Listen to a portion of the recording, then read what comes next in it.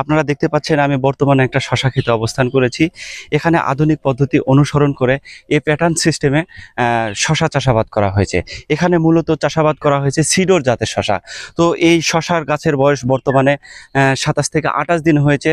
তো তাতে কি অবস্থা বিরাজমান করেছে আপনাদেরকে যদি আমি একটু দেখাই, যে দেখুন আপনারা যে ২৭ দিন বয়সের গাছের চারা মাটি থেকে শুরু করে প্রায় ৪.৫ ফিটের মতো হয়ে গেছে।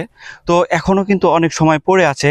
তো আপনাদেরকে যদি আমি একটু লক্ষ্য করে দেখাতে চাই যে সিডর জাতের শশার বর্তমান অবস্থা কি, ২৭ থেকে ২৮ দিন বয়সের শশার অবস্থা কি আপনাদেরকে যদি দেখায়, যে দেখুন গাছের গোড়া থেকে শুরু করে প্রত্যেকটা কাণ্ডে প্রত্যেকটা শাখায় কিন্তু এখানে কিন্তু ফুল এসেছে। তো এখানে বোঝা যাচ্ছে যে আজ থেকে 10 দিনের ভিতর কিন্তু শশা হারভেস্ট হবে। তো আপনারা যদি এইভাবে সিডর জাতের শশা চাষাবাদ করেন, আধুনিক পদ্ধতি অনুসরণ করে যদি সিডর জাতের শশা চাষাবাদ করেন, অবশ্যই কিন্তু লাভবান হবেন।